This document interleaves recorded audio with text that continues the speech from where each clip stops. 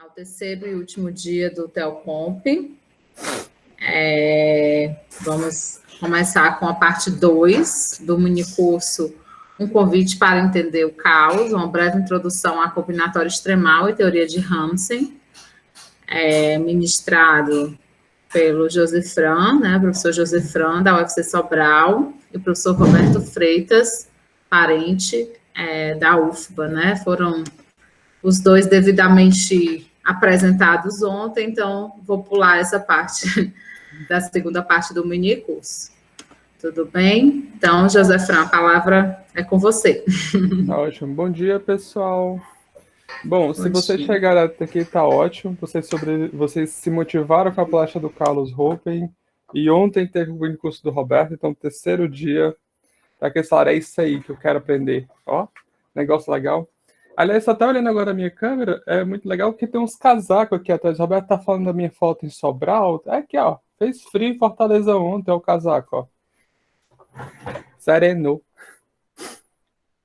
Certo? Bom, antes de começar o curso, mais nada, o nosso velho avisozinho. Isso daqui é um mini curso, então vocês têm a liberdade de poder interromper quando vocês não entenderem. Até porque é uma das deficiências da aula à distância, né? Porque quando você está na aula presencial, você consegue estar dando aula para o aluno está encarando você e de repente ele faz assim, ó. Você falou assim, eu perdi ele ali. E aí aqui a gente não tem isso. Então você levanta a mão no desenhozinho aí do botão, que a gente para e a gente volta um pouquinho e vamos trabalhar. Tá bom? Então eu vou começar resolvendo os exercícios que o Roberto deixou na aula passada. Claro, ele tem que deixar trabalho para os outros, né, finalmente. E vamos começar com o primeiro exercício, que é provar o teorema de Shu. Para quem não lembra, o teorema de Shu, ele fala que qualquer R colorações para um N suficientemente grande, tá? Quando a gente fala isso, é que a gente não sabe dizer se para N pequeno a gente vai conseguir, às vezes não consegue, na real. Mas a gente sabe que a partir de um dado momento, a gente vai conseguir que qualquer recoloração desse conjunto vai existir uma solução monocromática dessa equação. Tá? O Roberto até falou um pouquinho de PAs na aula passada, no final da aula a gente vai dar um comentário por cima. Tá? Então vamos lá, como é que a gente prova isso? A gente vai usar a teoria de Ramsey para fazer uma prova disso daqui. O que eu vou fazer? Inicialmente eu vou escolher o meu N. Quem vai ser esse N? Eu vou escolher o N, certo? Como sendo igual ao R 3. Certo? Para quem lembra, isso aqui é o número de Ramsey, usando R cores e procurando um triângulo, certo? Eu estou dizendo, então, que se eu tenho um N igual a isso daqui, qualquer R coloração do nosso grafo, com esse número de vértices, vai possuir um triângulo monocromático em alguma cor. Qual cor? Não me importa. Certo? Beleza, então esse aqui é o nosso N. É o nosso N suficientemente grande. Então, como é que é a abordagem da nossa prova? Eu tenho que construir um grafo, uma vez que eu vou ter uma R coloração desse conjunto. Certo? Então, a gente fixa uma R coloração, fixe uma R coloração φ do nosso conjunto N, do nosso conjunto de R cores, certo? E vamos mostrar que essa coloração possui uma solução monocromática desse sistema. Para isso, a gente vai montar um grafo da seguinte forma. Considere nosso grafo G, onde ele vai ter como conjunto, nosso grafo completo Kn, onde a gente vai considerar o nosso conjunto de vértices, onde o nosso conjunto de vértices vai ser o nosso conjunto enumerado bonitinho, tá? Agora a gente vai pintar esse nosso grafo Kn. Como é que eu vou pintar? Certo? Defina. Eu vou escolher Φ2, tá? Para diferenciar que não é exatamente a mesma cor. Ou então, considere a coloração, melhor ainda, acho que fica mais didático. Considere a coloração da seguinte forma. IJ pertencente é uma aresta de Kn, e eu vou pintar ele como sendo J menos I. Certo? Era a cor J menos I. Tá? Então, olha só, eu estou com o nosso grafo completo Kn, certo? As nossas arestas, como a nossa coloração terá cor φ de J menos I. A nossa coloração usa exatamente R cores, e o nosso N é esse tamanho, certo? Então, o que é que eu estou falando? Qual a definição de Turan? Qualquer R colorações desse nosso grafo Kn, a gente está gerando um triângulo monocromático. Então, eu estou dizendo para você que dentro desse Kn, eu vou achar 3 vértices, no qual as 3 arestas ficaram exatamente com a mesma cor. Certo? Ou seja, se isso aqui é I, J, K, certo? Eu vou assumir aqui, só para entendimento, que K é maior do que J, que é maior do que I. Eu estou dizendo que Φ, que é a mesma cor de Φ de K menos I, é igual à mesma cor da cor de J menos I, que é igual à mesma cor de K menos I, K menos J. Pela propriedade de Ramsey. Certo? E aí agora acabou a nossa prova. Porque se você olhar para cá, eu estou dizendo para você que como esse cara, K menos I, é um número que tem a mesma cor que esse cara J menos I, que tem a mesma cor que esse cara menos I, K menos J, olha só. Se eu somar os 3 caras, desculpa, se eu escolher um deles como X, deixa eu ver quem eu escolho como X. Pronto, se eu escolher esse cara como X, esse cara como Y e esse cara como Z, eu tenho que esse cara, J menos I, mais K menos J é igual a K menos I, que é exatamente a nossa solução monocromática que a gente está procurando. Tá? Então, a grande sacada aqui é a gente escolhe o nosso N suficientemente grande para garantir que dentro daquela bagunça toda o Ramsey funcione. Ou seja, qualquer coloração eu obtenho esse triângulo monocromático. Tá bom? Belezinha até agora? Vamos para o segundo exercício. O segundo exercício, ele pede para a gente mostrar que se o nosso conjunto A é livre de soma, então, obrigatoriamente, eu tenho que A é menor ou igual do que N dividido por 2. Tá? Tô. Bom, toda prova desse tipo... Desculpa, na aula passada, o Roberto deu um exemplo clássico para mostrar que essa cota aqui deveria ser justa. Como é que ele mostrou? Ele simplesmente considerou o conjunto dos números ímpares. Se eu considero n um número par, tá? N dividido por 2 é um número inteiro, e eu atingo exatamente a quantidade de números ímpares que tem no nosso conjunto. Então, ótimo, acertei a cota que eu queria. Bom, agora o que a gente tem que mostrar? A gente tem que mostrar que eu não consigo nada melhor do que isso. Então, se a gente supor, inicialmente, que a gente tem qualquer subconjunto no qual isso é estritamente maior do que n sobre 2 mais 1, eu tenho que mostrar que isso implica necessariamente que eu vou ter 2 termos, certo?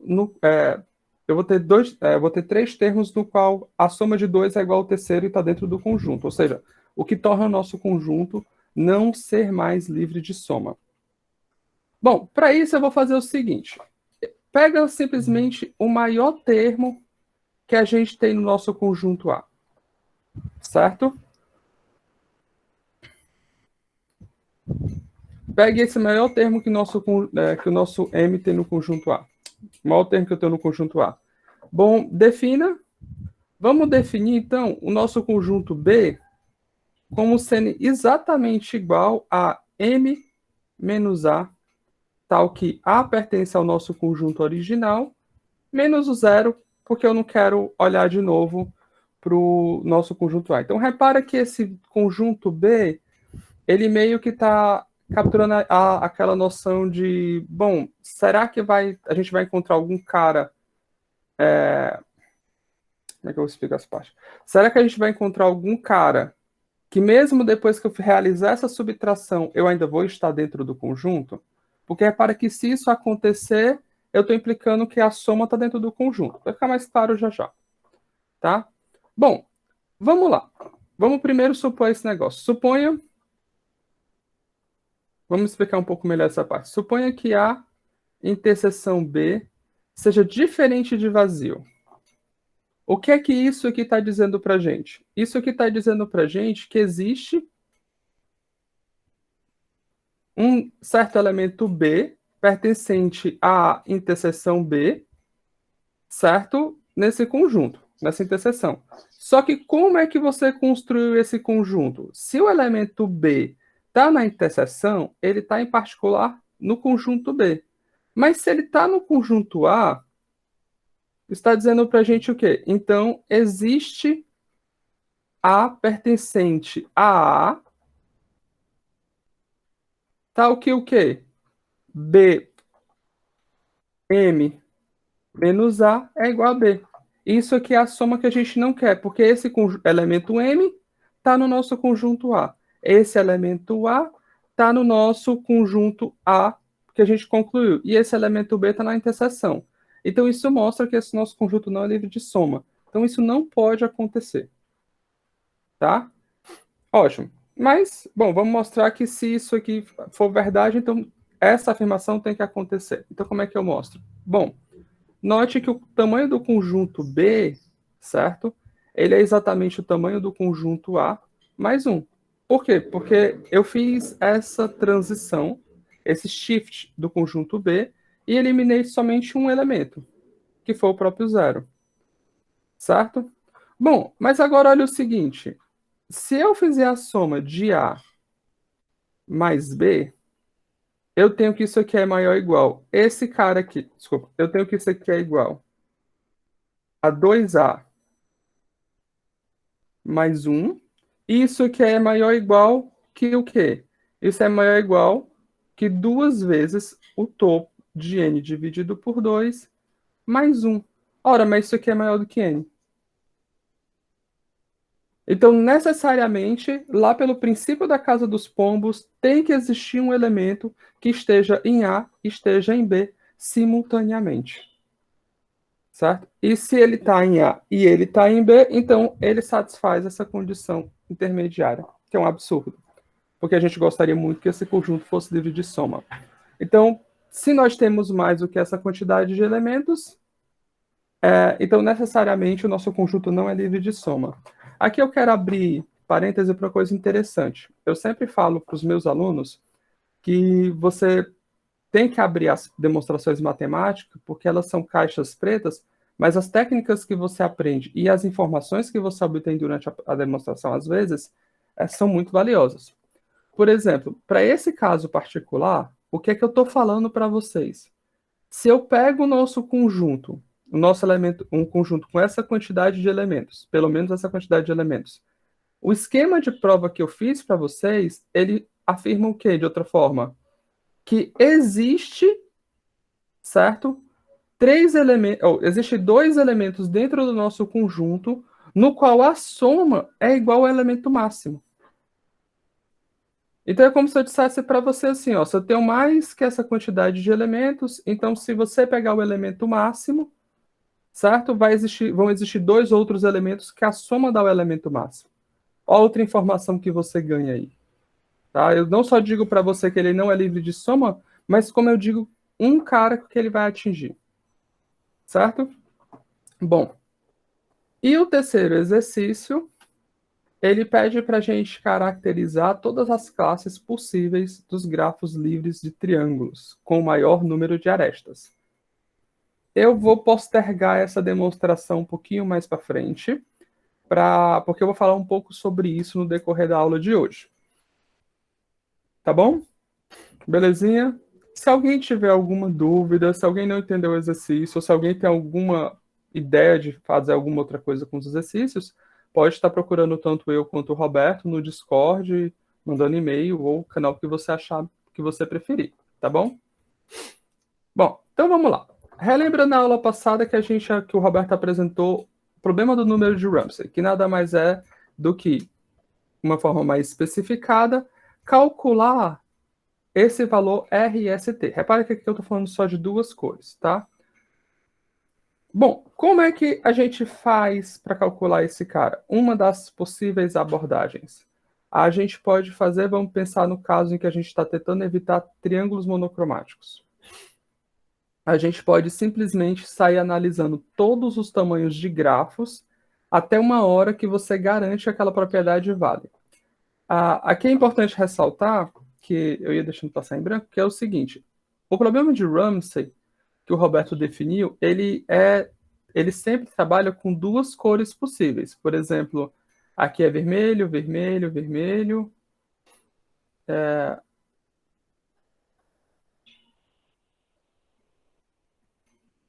Aqui é verde, verde, verde. Era para ser azul, que ele falou que é vermelho e azul. Bom, mas tá bom, verde. E eu poderia fazer o seguinte: ao invés de pensar em duas cores, eu poderia pensar a seguinte coisa. Eu poderia pensar que a cor vermelha representam arestas e a cor verde representa não arestas. Então, por exemplo, eu poderia pensar, ao invés de duas colorações, arestas e não arestas. Então, esse problema aqui se tornaria encontrar uma clique monocromática de tamanho S, desculpa, com um grafo completo de tamanho S monocromático na cor vermelha, ou um grafo completo, um conjunto independente de tamanho T na cor, que seria na cor verde, sem ser na cor, tá?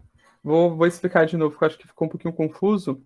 Vamos pensar S igual a 3 e T igual a 3, certo? Na primeira versão, eu estou procurando o menor valor, tal que qualquer duas coloração do nosso grafo ou vai gerar um triângulo vermelho ou vai gerar um triângulo verde. Eu estou dizendo que a gente pode pensar que as arestas pintadas de verde, na verdade, são arestas deletadas.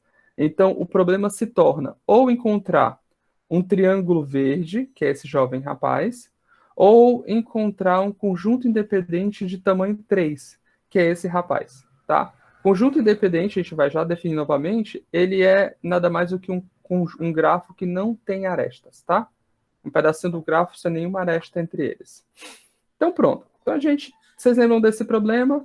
Então, uma abordagem que a gente pode fazer é o seguinte: a gente começa a olhar para os grafos. Bom, o grafo de tamanho 1, o resultado segue trivialmente. O grafo de tamanho 2, olha só, nenhum desses dois grafos possui a propriedade desejada, que é o quê? Esse aqui não tem um triângulo e esse aqui não tem um triângulo. E também não tem conjunto independente. Então, eu encontrei um grafo com dois vértices que não tem triângulo nem conjunto independente. Então, não pode ser esse cara. Vamos para um cara de 3 vértices. Bom, esse cara é um conjunto independente. Show. Então, eu satisfiz um lado. Vamos para esse outro cara aqui. Esse cara nem é um conjunto independente, nem é um triângulo. Então, encontrei um grafo com 3 vértices que não satisfaz a nossa propriedade. Então, com 3 vértices, infelizmente, também não acontece. Vamos para o caso de 4 vértices. Para o caso de 4 vértices, opa, esse aqui tem um conjunto independente aqui, então ótimo. Esse aqui tem um conjunto independente aqui, então ótimo.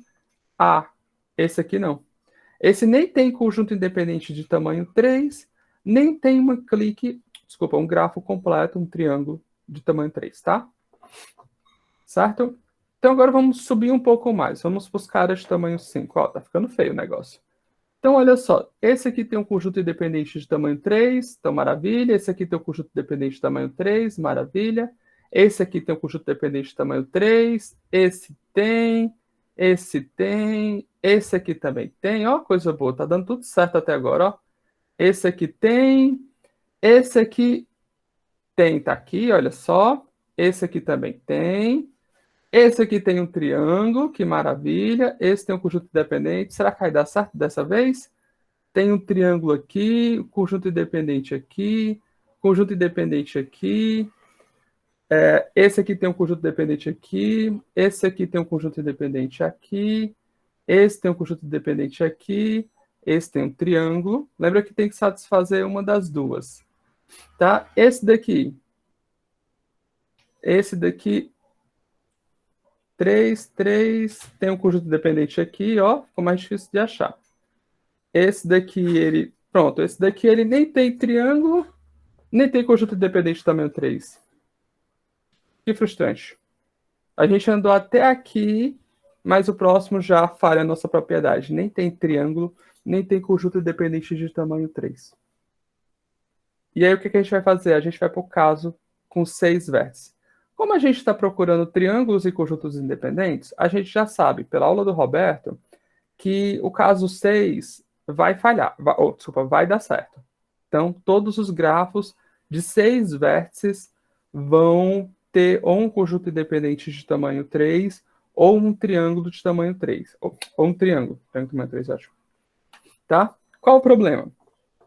Olha para essa sequência maravilhosa. 1, 2, 4, 11, 34, 156, 1044, 12.346, o restante eu me recuso a falar, tá? Essa sequência, ela nada mais é do que a quantidade de grafos não isomorfos de um determinado tamanho. Essa é a quantidade de grafos com 0 vértices, que é o próprio vazio, com 1 vértice, com 2 vértices, com 4 vértices, com 3 vértices, com 4 vértices, com 5 vértices. Olha se eu fosse desenhar o de 6 vértices. Eram 156 grafos.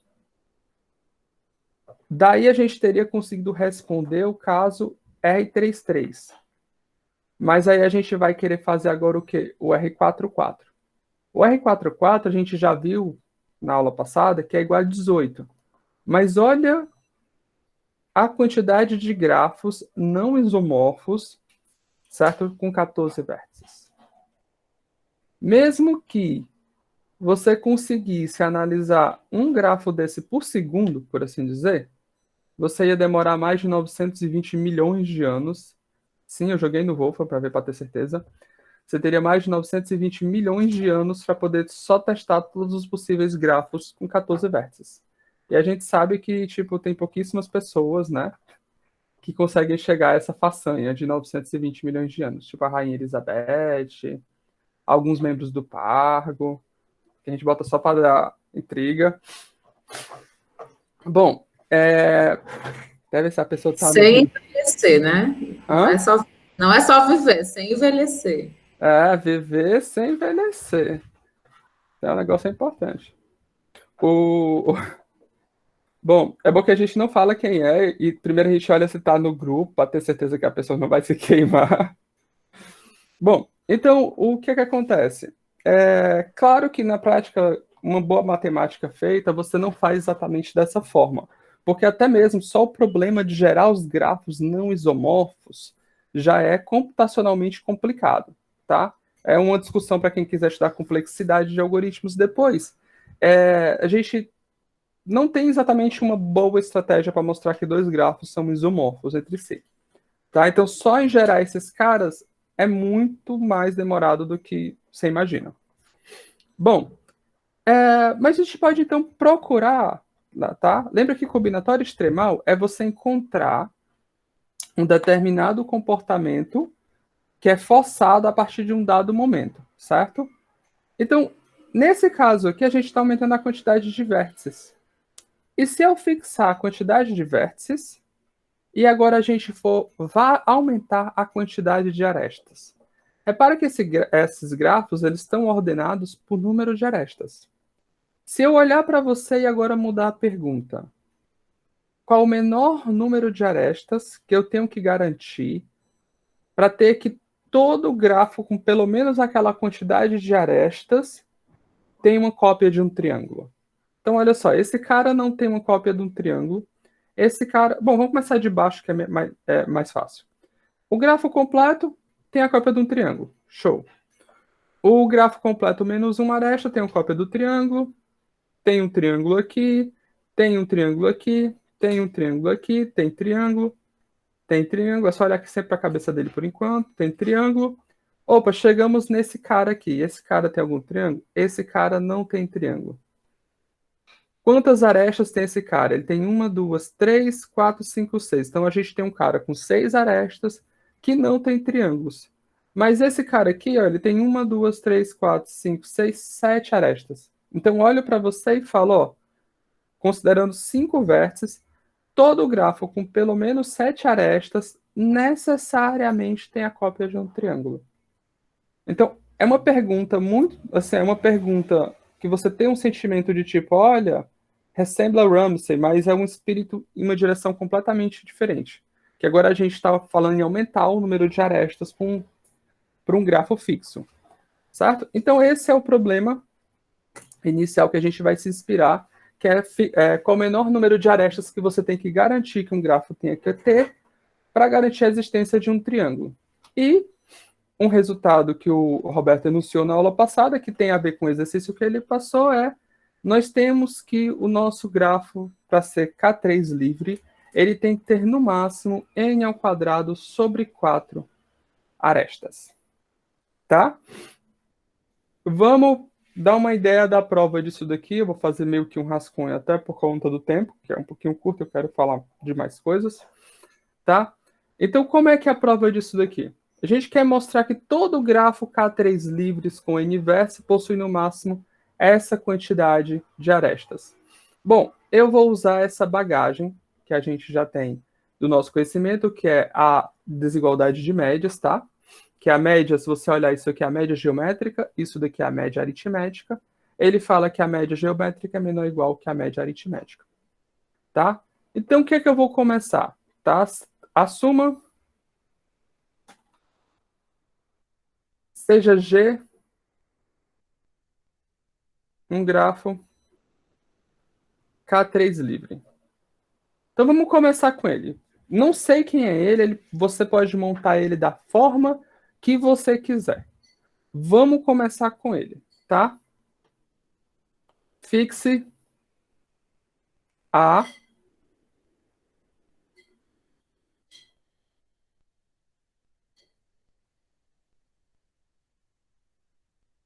isso, fixe A um conjunto independente. Eu vou querer que esse conjunto não tenha arestas. É máximo. Então ele tem a maior quantidade de vértices e ele é um conjunto independente. Então não existe outro conjunto independente do nosso grafo com mais vértices do que ele. Então a gente tem ele aqui. Vou chamar esse cara aqui de A. Não existe aresta aqui dentro. E eu vou pegar o restante dos vértices do nosso grafo, que estão aqui, e eu vou chamar de B. Onde esse nosso B é nada mais que o grafo menos os vértices de A. Tá? Bom, o que é que acontece? Esse cara é independente. Não existe aresta dentro dele. Então, aonde é que estão as possíveis arestas desse grafo? Ou elas vão estar aqui dentro, ou elas vão estar tocando um vértice daqui e indo para dentro do conjunto B. É a única possibilidade. Então, se eu quiser estimar o número de arestas do nosso grafo, eu preciso somente fazer um somatório em cima dos vértices que estão dentro do nosso conjunto B, certo? Onde isso daqui nada mais é do que o grau, certo? O grau do nosso vértice V, ou seja, o número de arestas que incidem esse grafo, ou esse vértice. Beleza? Bom, ótimo. A gente tem essa primeira desigualdade. Vamos tentar estimar agora esse cara. Vamos olhar para um vértice fixo aqui. Deixa eu pegar ele aqui e colocar ele aqui embaixo para a gente dar uma análise nele. Quando eu tenho esse nosso vértice aqui, eu olho para a vizinhança dele, o que é que eu posso falar da vizinhança dele? Bom, a vizinhança dele não pode ter aresta. Por quê? Porque se a vizinhança dele tiver aresta, então eu vou ter o quê? Um triângulo. Certo? Porque todo mundo aqui é adjacente a esse vértice, é a vizinhança dele. Então isso não pode acontecer. Então esse cara não tem arestas. Então ele é um conjunto independente. A. Mas conjunto independente a gente já viu antes. Quem é? É esse nosso conjunto A. Então eu sei que o tamanho de cada vizinhança desse nosso conjunto não pode exceder a quantidade de vértices do nosso conjunto A. Então isso aqui é menor ou igual que o somatório de V pertencente a B do tamanho do conjunto A. Ah, mas isso aqui está somando uma constante a quantidade de vértices que está dentro do conjunto B. Então isso aqui é B vezes A. Bom, mas aí agora eu vou usar essa desigualdade de média aritmética, média geométrica, só que no caso eu vou levar os dois lados ao quadrado, eu vou obter que isso daqui é A mais B dividido por 2. Bom, mas quem é A mais B? A nossa definição foi nosso conjunto de vértices e o seu complementar. Então, essa soma é exatamente todos os vértices do nosso grafo. Então, isso implica que o nosso número de arestas, certo? Ele é menor ou igual do que n ao quadrado sobre 4, que era exatamente aquilo que a gente desejava mostrar. Tá bom? Bacana, né? Demonstração elegante, simples. A gente não fez nada assim muito fora, muito surreal. Aqui eu vou abrir uma aspas para a gente poder responder o terceiro exercício que o Roberto deixou para a gente, que é quais são as classes de grafos, certo? Quais são as classes de grafos que têm a maior quantidade de arestas possível sem conter um triângulo? Bom, olha para essas desigualdades. Se eu conseguir arrochar essas desigualdades, então eu consigo arrochar, desculpa, se eu conseguir transformar isso aqui numa igualdade, eu vou conseguir uma classe de grafos que tem o número máximo de arestas. E aqui vocês podem pensar muito facilmente que um grafo que satisfaz essa igualdade é se eu tomar o conjunto independente como sendo quem? Exatamente um conjunto de tamanho A igual a N sobre 2. Ou seja, eu estou pegando o nosso grafo, esse cara, na verdade, ele é bem grande, ele tem tamanho N sobre 2, e todas as arestas saem do conjunto A e vão para o conjunto B.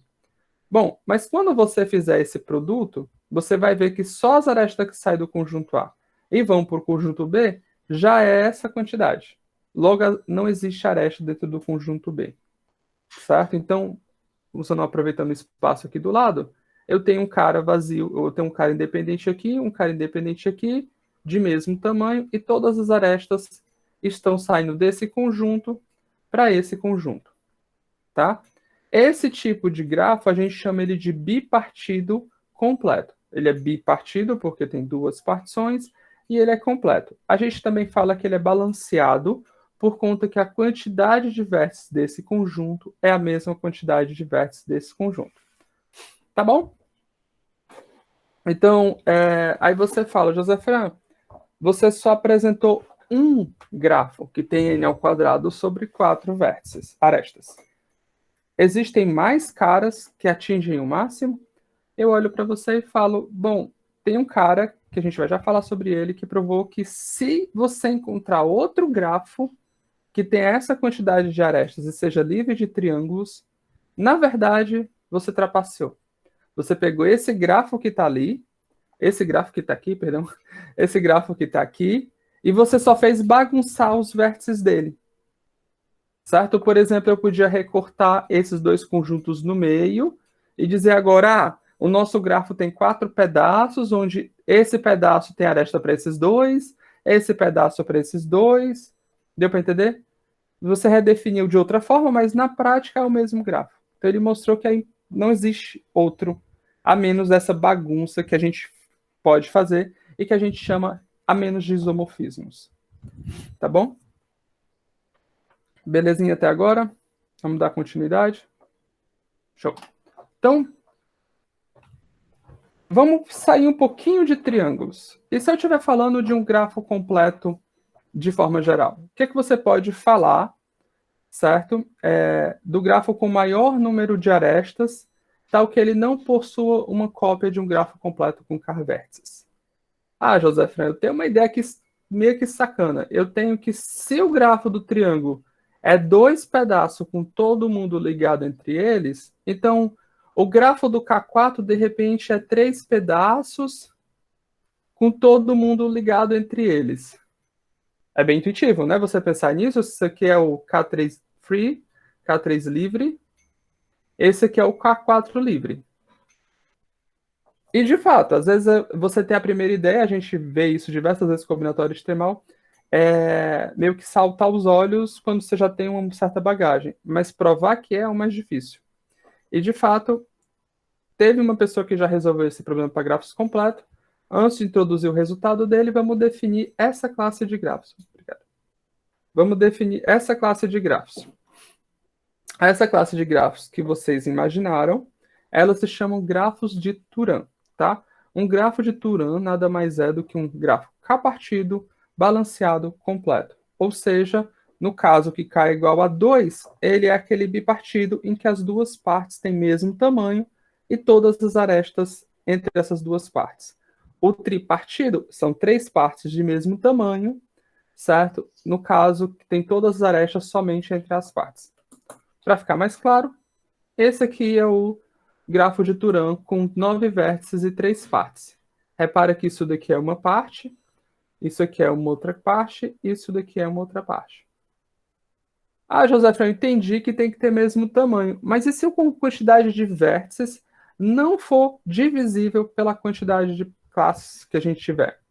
Bom, tem que ser o mais parecido possível. Por exemplo, esse aqui é uma parte, esse aqui é outro, e esse aqui é outro. Mais balanceado que isso é impossível, tá? Então, o grafo de Turan é sempre esse grafo K-partido completo, balanceado.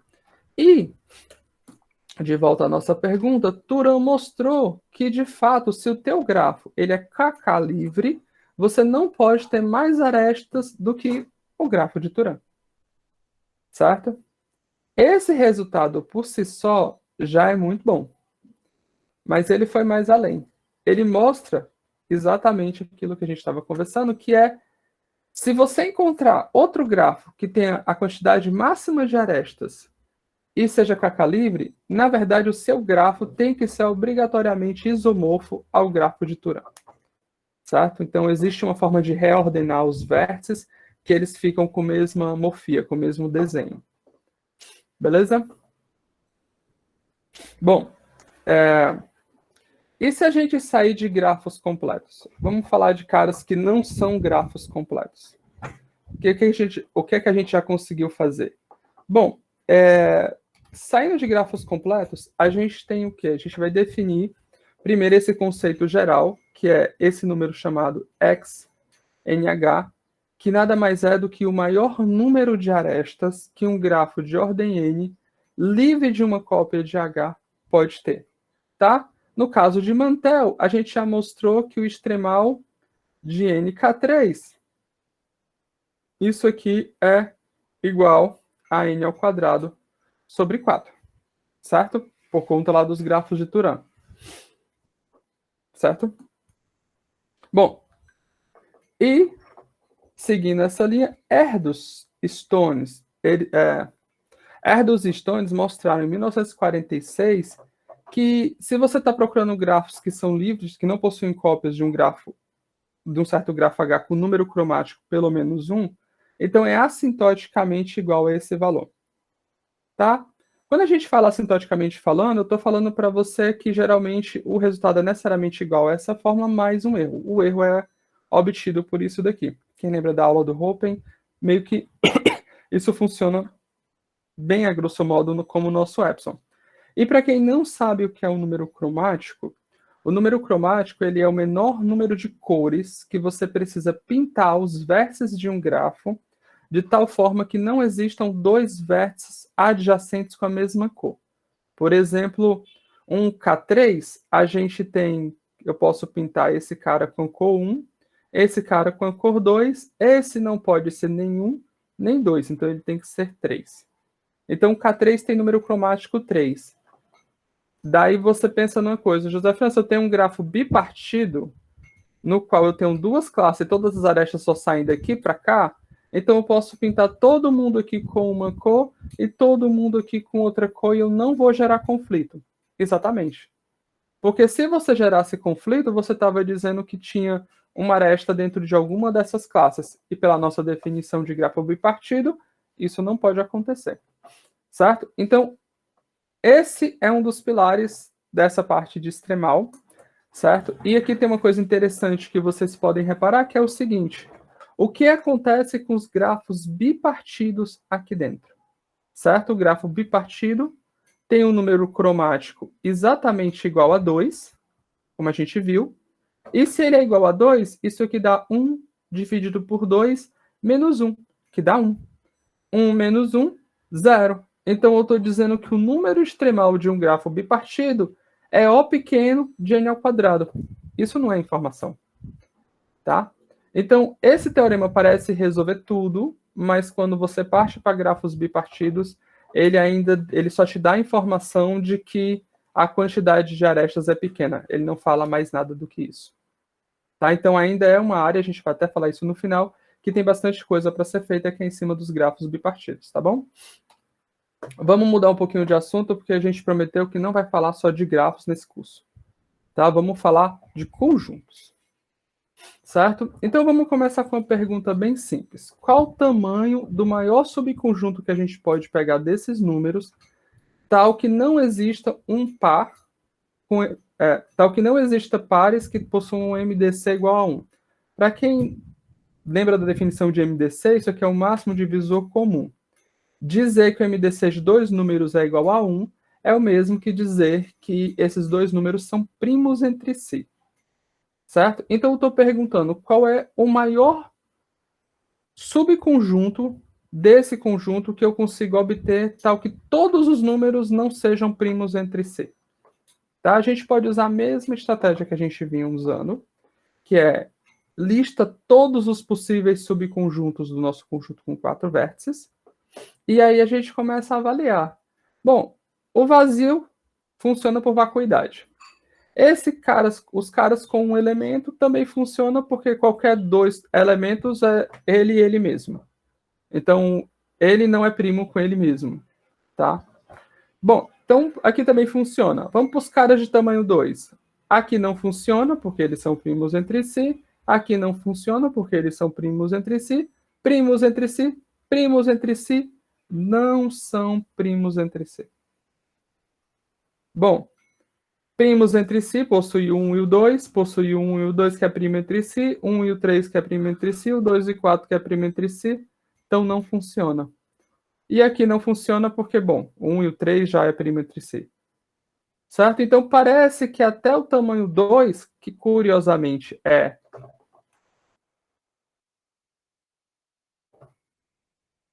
Perdão? Que curiosamente é exatamente 4 dividido por 2, certo? Eu consigo encontrar conjuntos que eles não são primos entre si. Aí você fala, José, é claro.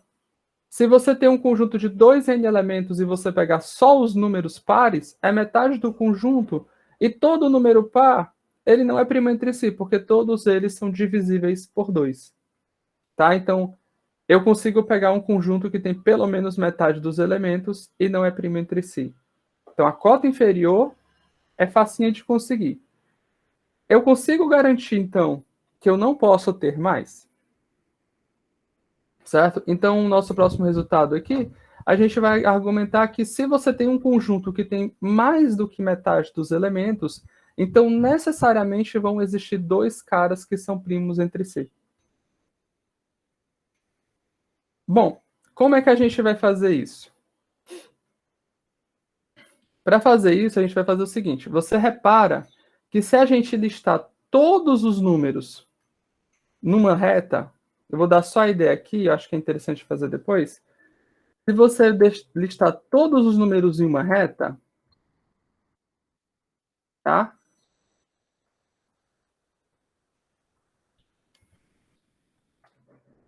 Dois n menos 1 e 2n. O que é que acontece? Para cada elemento, se eu tiver que eu peguei o 2, eu não posso pegar o elemento consecutivo dele nesse conjunto.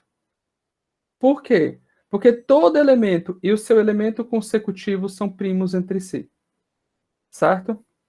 Então, se eu estou pegando n mais 1 elementos, necessariamente eu estou pegando dois elementos que são consecutivos. Certo? Então, se eu pego dois elementos consecutivos, esses dois elementos serão primos entre si. Deu para entender a ideia por trás da prova? Eu queria avançar. Bom, Ótimo. Se vocês não tiverem dúvida, essa demonstração está bem bonitinha na nossa referência bibliográfica que o Roberto compartilhou o link, tá? Mas o espírito é esse. Você não pode ter dois elementos consecutivos dentro do nosso conjunto. Então, cada elemento que eu pego, o elemento consecutivo dele não pode estar no conjunto. Certo? Então, necessariamente, se eu pego mais da metade dos elementos, eu estou pegando dois elementos consecutivos. E esses dois caras são primos entre si. Certo? A gente pode ir um pouquinho mais para frente, que é subir o nosso conceito. Que é o quê? A gente tem que todo conjunto que a gente está pensando até agora, a gente pode pensar, na verdade, que ele é um elemento. O elemento de quê? Desse outro conjunto que é maior do que o nosso conjunto original. Por que ele é maior? Porque ele é o conjunto formado por todos os possíveis subconjuntos do nosso conjunto, certo? Então, baseando-se em cima agora desse conjunto, a gente também pode fazer perguntas.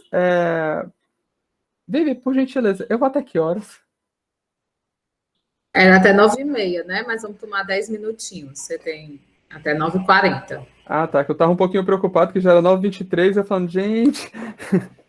Vamos pegar 10 minutos, tá? Tá ótimo. Então, pronto. Então, agora que a gente pode pensar nesse cara como conjunto, certo? A gente pode também fazer esse mesmo tipo de pergunta. Qual o maior subconjunto desse cara eu posso pegar satisfazendo ou evitando uma determinada propriedade? Vamos começar com a propriedadezinha mais básica.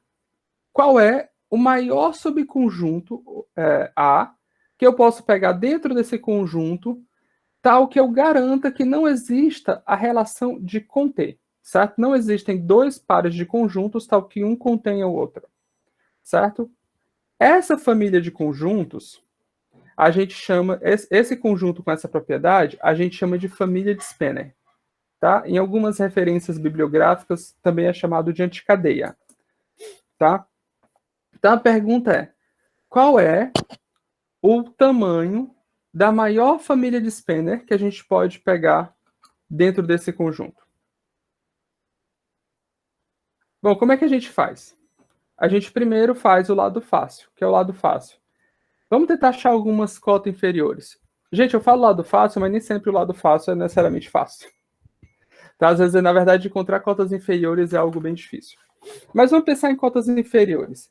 Se eu não quero que dois conjuntos, eu quero uma família de conjuntos, e eu não quero que dois conjuntos possuam a relação de um conter o outro, então uma forma de eu evitar isso é eu fazer o quê?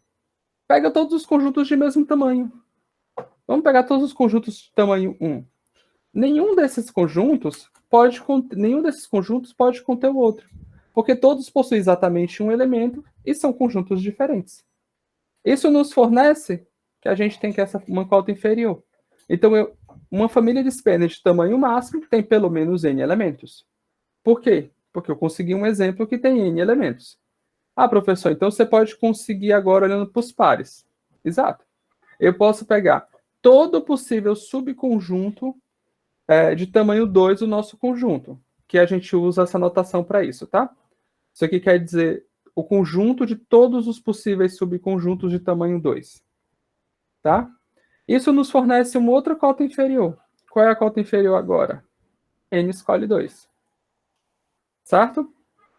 Bom, você pode continuar subindo isso e pensar de uma forma geral. Se eu pegar todo o subconjunto com K elementos, eu vou satisfazer a propriedade da família de Spanner, que é nenhum desses conjuntos. Aqui tem um errinho, agora que eu percebi, que na verdade isso aqui tá errado. Então, isso aqui é igual a isso daqui. Eu peguei todos os possíveis subconjuntos de K elementos, tá?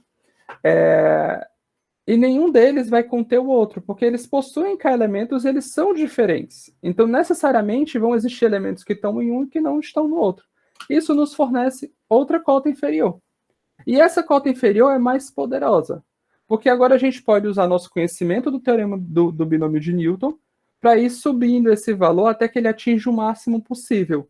E o maior valor que isso aqui pode assumir é quando você toma K igual a N escolhe 2. N dividido por 2. Lembram que o binômio de Newton tem aquele comportamento bonitinho, que ele começa no valor, cresce e decresce, e ele assume maior valor no meio? É isso aqui que a gente está fazendo. Eu estou pegando o maior valor, que é o valor que está no meio. Certo? Então, isso aqui nos fornece a nossa primeira cota inferior, que é, se eu tenho uma família de Spener com tamanho maior possível, então ele tem que ter pelo menos esse tamanho. Bacana. Qual é o problema agora? Será que, de fato, esse é a nossa... todo conjunto maior do que isso não se torna de Spener mais? Qual é o nosso problema agora? Nosso problema agora é provar que, de fato, esse é o tamanho do maior conjunto de Spener possível que você consegue. Tá? E como é que a gente vai provar isso? Bom, vamos misturar o nosso caldo.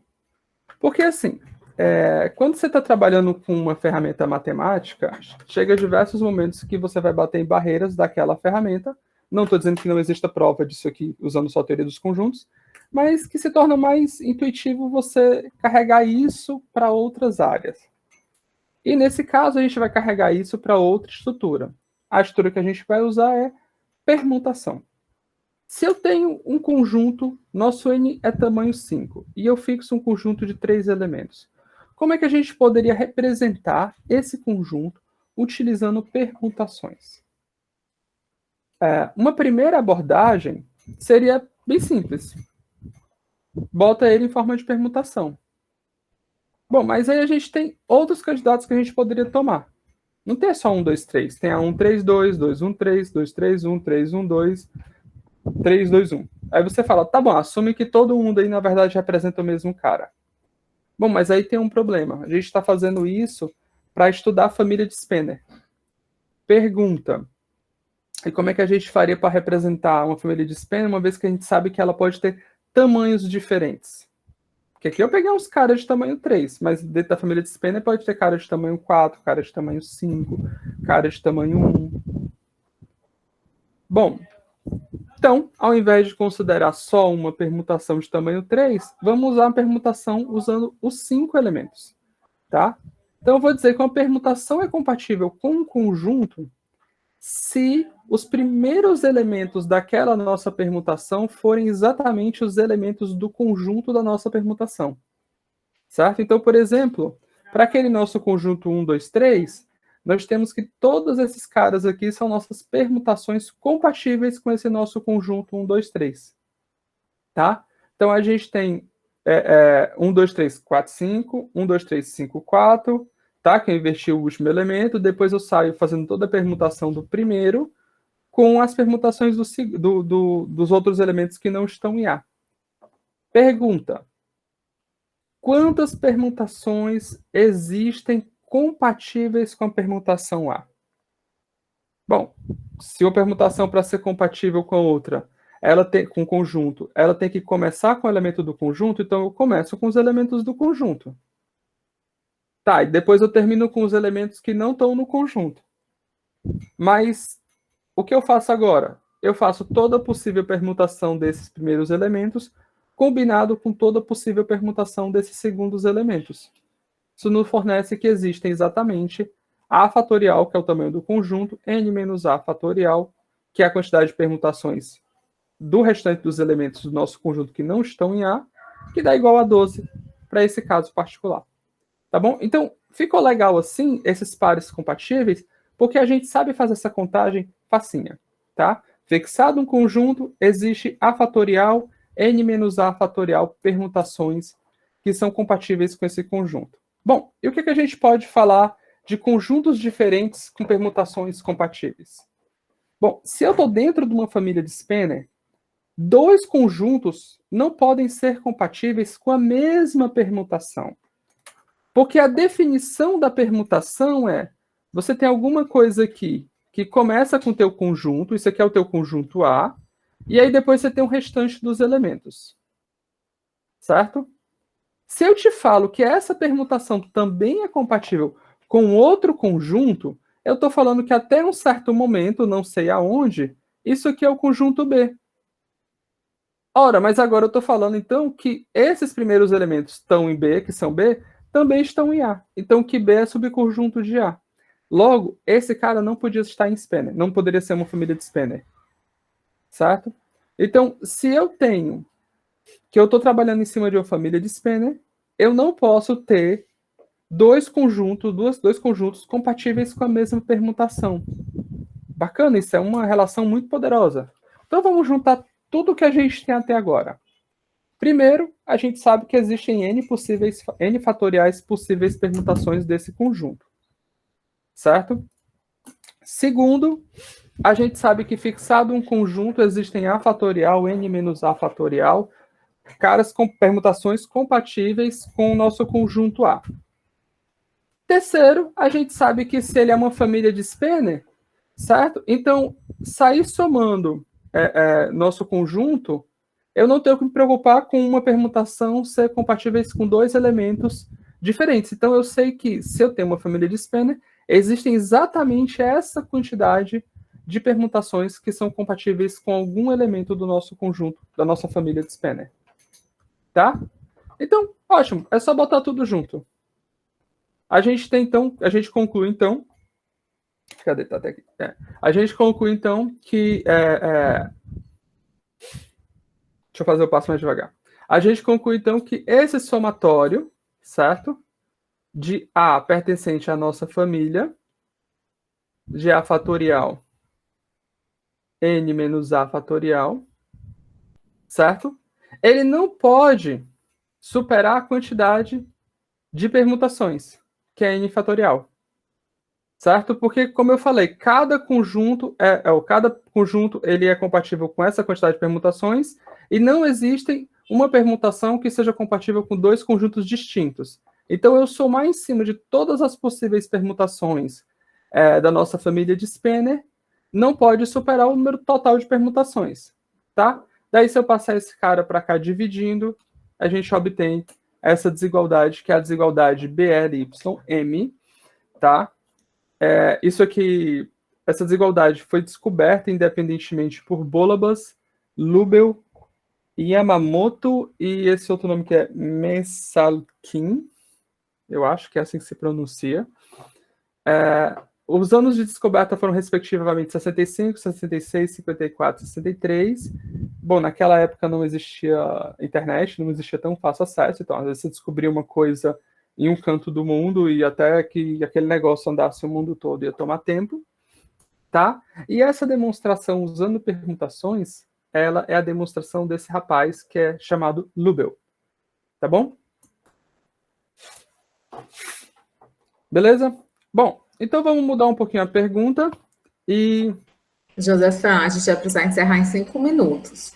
Tá, eu vou acelerar. Tá bom, então... Bom, mas não foi a minha proposta, não foi provar a desigualdade de Lubel. A gente estava querendo provar o teorema de Spanner, que ele argumenta que a gente não pode estourar aquela quantidade que, de fato, a família de Spanner de tamanho máximo tem aquele tamanho lá que a gente encontrou. Bom, mas com essa desigualdade aqui, a gente consegue provar aquilo. Como? Se eu for minimizar cada termo desse, como isso aqui é 1 sobre o binomial, equivale a eu maximizar, certo? Esse termo particular, esse binomial. E a gente viu que ele é maximizado quando a gente toma ele igual a esse termo. Então, isso aqui é maior ou igual do que eu fazer um somatório em cima desse termo. O inverso desse termo. E aí você conclui a desigualdade de Spanner. Tá bom? Eu vou dar uma aceleradazinha. O próximo sistema que a gente iria estudar é o sistema de Bolabas. Ele pede exatamente para a gente, em vez de estar estudando um conjunto, uma família de conjuntos específica, a gente vai estudar uma família de pares de conjuntos, no qual você quer a seguinte propriedade. O nosso primeiro conjunto, ele só tem interseção vazia com o seu par. Nosso conjunto A só tem interseção vazia com BI. Todos os outros BIs, ele tem interseção diferente de vazia. Tá? Pensamento mais cuidadoso, você consegue até encaixar Spanner aqui dentro com alguns exemplos, tá bom? Bom, da mesma forma, como ele tem essa relação forte com o Spanner, a gente faz a mesma pergunta. Qual o tamanho do maior sistema de Bolabas que a gente consegue obter?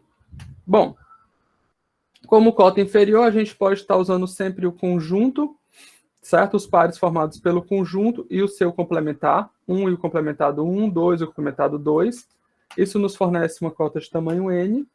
Seguindo o mesmo raciocínio que a gente fez em Spener, eu posso pegar pares, isso nos fornece uma cota inferior, que agora é o n escolhe 2, e da mesma forma que a gente fez para Spener, a gente tem a nossa cota inferior geral, que se eu maximizar, a gente tem que a cota inferior do sistema de Bolobas é pelo menos essa, tá? E, bom, agora eu vou meio que só passar para explicar o que é que acontece no mexido dos ovos, que é o seguinte: a gente usando a mesma ideia de permutação, a gente consegue provar essa desigualdade. Não a mesma ideia, tá? Tem que ter um cuidado, porque agora você tem um segundo conjunto no jogo, tá? E a gente consegue provar essa desigualdade, que é um dos pilares da combinatória extremal de conjuntos, tá? O exercício é vocês provarem isso. Algumas generalizações que foram feitas para esse sistema, bom, vocês podem dar uma olhada para a bibliografia. Eu queria... Então, eu vou avançar um pouco essa parte. Quem quiser ver os slides depois pode me perguntar. Vou avançar um pouquinho para o final. Bom,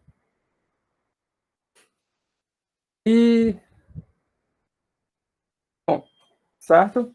Então, assim, a gente viu que a gente trabalha com permutações, a gente trabalha com conjuntos, a gente trabalha com grafos.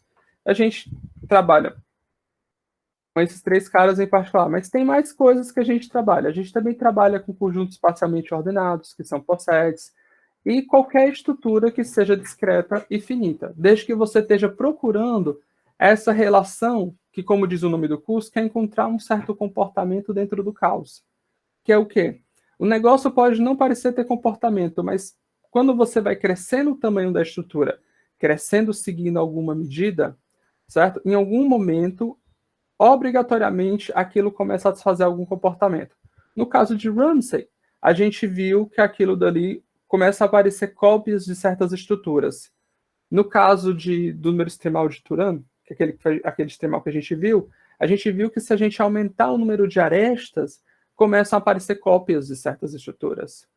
Certo? No caso de conjuntos, a gente viu que se aumentar o tamanho de conjuntos e subconjuntos, eu começo a ter as relações de interseção, que a gente quer falar, de conter, tá contido, certo? Então, a combinatória, meio que ela pega essas estruturas e ela estuda esse tipo de comportamento, tá? Ainda tem muita coisa para fazer. Alguns exemplos mais básicos que eu posso citar é calcular o número extremal para diversas classes de grafos bipartidos, certo? A gente pode também tentar calcular ou encontrar bons limitantes para o número de Ramsey, certo? Como o Roberto mostrou na tabelinha lá, tem casos que nenhuma cota superior e inferior razoável se tem. A diferença é gritante, então não se sabe. E valores pequenos, como R55, R66, que já não se sabe o valor, certo? Então, desculpa interromper, a gente vai precisar concluir. Pode. Tá, só um segundo. Tá. Outra coisa é se você fizer a permutação dos números naturais, você consegue encontrar uma PA de tamanho 4. E, por fim, eu só fiz uma listagem aqui de alguns pesquisadores da área de combinatória extremal no país, por ordem de distância de Quixadá. Para quem tiver interesse, pode estar entrando em contato para a gente realizar um trabalho na área, tá? Bom, é isso. Muito obrigado. Quem tiver qualquer dúvida pode estar me procurando ou procurando o Roberto no Discord ou por outros meios, tá? Obrigada, vamos aplaudir. Muito bom, mini curso. Vamos precisar encerrar, né? Se vocês precisarem fazer perguntas para o José Fran e para o Roberto, eles estão lá no Discord.